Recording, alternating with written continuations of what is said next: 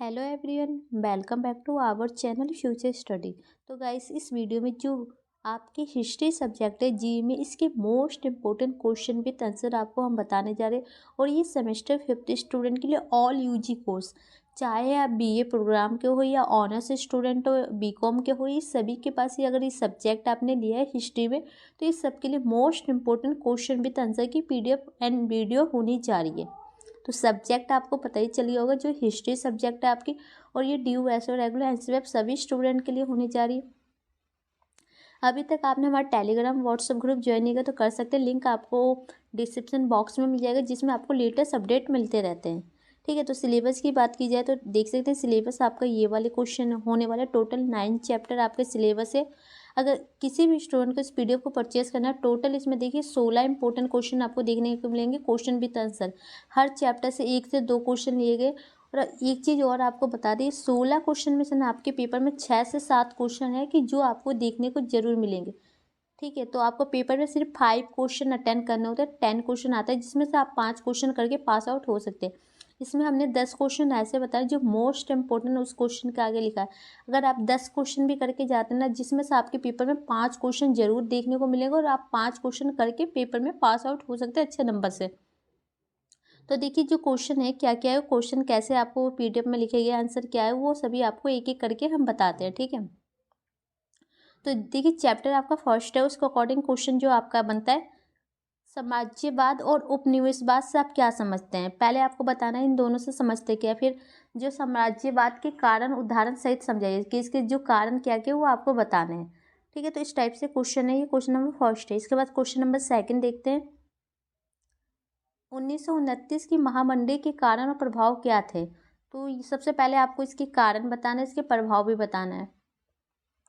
इसी में देखिए, ये वाला क्वेश्चन ऑप्शन में आ सकता है, आर्थिक संकट महामंडी क्या होता है।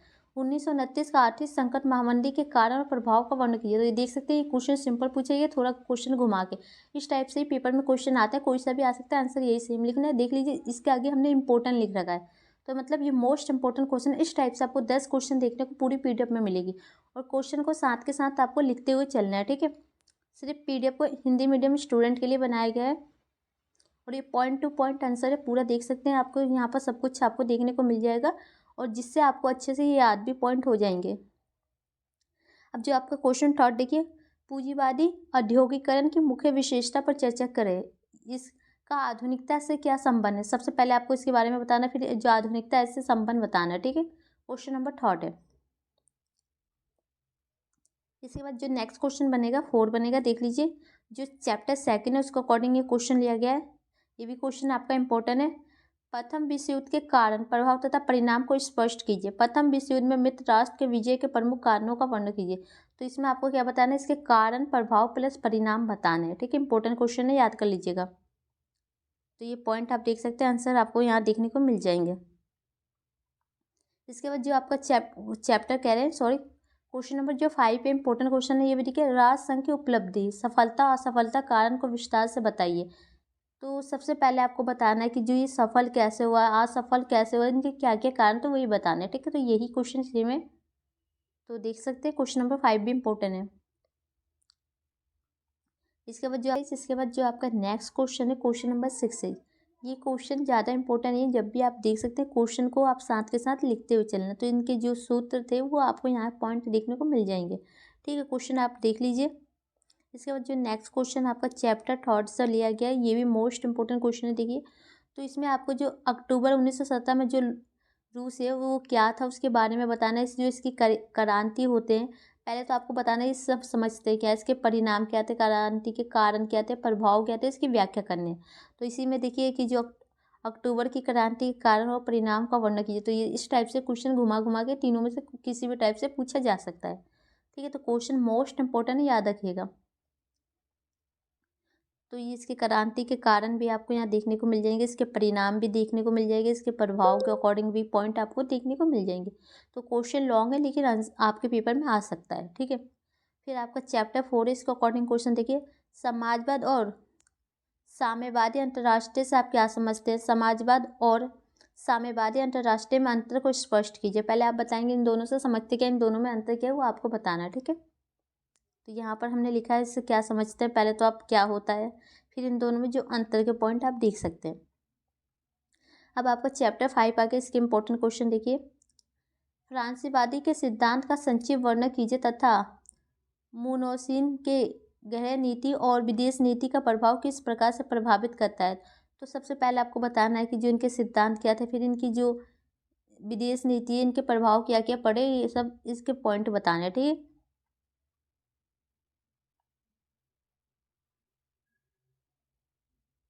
इसके बाद जो आपका क्वेश्चन नंबर 10 भी इम्पोर्टेंट है, देखिए। फ्रांसीवाद को परिभाषित कीजिए तथा इटली में उदय के कारणों को संक्षिप्त का वर्णन कीजिए। इटली में फ्रांसवादी के उदय के कारणों को और प्रभाव और तथा विशेषता का चर्चा कीजिए। तो इसके क्या क्या कारण थे उदय को बताने, इसका क्या प्रभाव पड़ा, इसकी विशेषता क्या है, वो आपको पॉइंट बताने। क्वेश्चन इंपॉर्टेंट है, देख लीजिएगा। इसके बाद जो आपका नेक्स्ट क्वेश्चन बनने जा रहा है, क्वेश्चन नंबर 11 होगा, देख सकते हैं। जो आपका चैप्टर 6 से लिया गया। हिटलर का संक्षिप्त जीवन परिचय और हिटलर की विदेश नीति का उल्लेख कीजिए। तो सबसे पहले जो हिटलर का जीवन परिचय देना है और उसकी विदेश नीति क्या थी, वो आपको बताना है इस क्वेश्चन में। तो ये इसके विदेश नीति के पॉइंट हैं। अब देखिए क्वेश्चन नंबर 12 भी इम्पोर्टेंट है। हिटलर की पार्टी नाजी दल के उद्देश्य और उसकी गृह नीति का विस्तार से वर्णन कीजिए।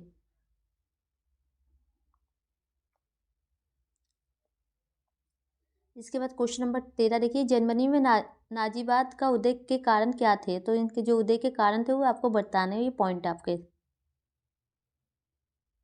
इसके बाद जो आपका क्वेश्चन बनेगा, देखिए। जापान में सैन्यवाद के अकॉर्डिंग चैप्टर नंबर जो आपका 7 है, इसके क्वेश्चन नंबर है, इसका वर्णन करना है, ठीक है। तो क्वेश्चन देख लीजिएगा। इसके बाद ये इतना इंपॉर्टेंट क्वेश्चन है, लेकिन जब भी देख लीजिएगा। अब आपका नेक्स्ट चैप्टर है 8, इसके अकॉर्डिंग क्वेश्चन नंबर 15 देखिए। फ्रांसीवादी और अधिनायकतावाद में अंतर कीजिए। फ्रांसीवाद और नाजीवाद में अंतर को स्पष्ट कीजिए। तो इन दोनों में क्या अंतर है, इस क्वेश्चन को बताना है, फिर इस क्वेश्चन को भी बताना है। तो इस पहले देख लीजिए, इस क्वेश्चन का आंसर आपको यहाँ देखने को मिल जाएगा। फिर इसके बाद ये दोनों पॉइंट आपको इसी में देखने को मिल जाएंगे अंतर के, ठीक है। फिर आपका लास्ट क्वेश्चन है, क्वेश्चन नंबर जो आपका 16 बनता है, मोस्ट इंपॉर्टेंट क्वेश्चन है। ये क्वेश्चन आपके पेपर में जरूर देखने को मिलेगा, देखिए। द्वितीय विश्व युद्ध के कारण और परिणाम तथा प्रमुख घटनाओं का वर्णन कीजिए।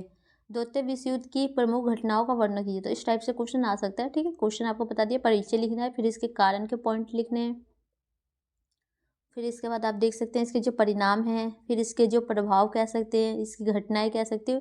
तो इस टाइप से पॉइंट है, पूरा आंसर आपको यहाँ पर देखने को मिलेगा, पॉइंट टू पॉइंट आंसर है। किसी भी स्टूडेंट को कोई भी डाउट है या कुछ पूछना है तो कमेंट में मैसेज कर सकते हैं। प्लस किसी भी स्टूडेंट को इस पीडीएफ को परचेज करना है, व्हाट्सअप नंबर पर मैसेज कर सकते हैं। सिर्फ आपको इस पीडीएफ के लिए 50 रुपये ही सेंड करने होंगे, ज़्यादा अमाउंट नहीं है। कोई भी स्टूडेंट 50 रुपये सेंड कर सकता है, और जिसे इस पीडीएफ को चाहिए वो व्हाट्सअप नंबर पर मैसेज कर सकते हैं। आपको एक स्कैनर दिया जाएगा जिस पर आप 50 रुपये पे करके इस पीडीएफ को ले सकते हैं। और ये क्वेश्चन मोस्ट इंपॉर्टेंट है, आपको हमने 10 इंपॉर्टेंट क्वेश्चन बताए जिसके आगे इंपॉर्टेंट लिखा है। वो अगर वही क्वेश्चन आप करते हैं ना, तो उसमें से 5 क्वेश्चन है कि 100% आपके पेपर में आ जाएगा, जिससे आप लिख के पास आउट हो सकते हैं अच्छे नंबर से, ठीक है। अगर किसी और सब्जेक्ट के ऐसे क्वेश्चन विद आंसर की पीडीएफ चाहिए तो आप कमेंट कर दीजिएगा। और आने वाली नेक्स्ट वीडियो में इसके इंपॉर्टेंट क्वेश्चन विद आंसर की क्लासेस अपलोड करेंगे, जिसमें एक क्वेश्चन विद आंसर एक्सप्लेन करके चाहिए तो कमेंट कीजिएगा। Thank you.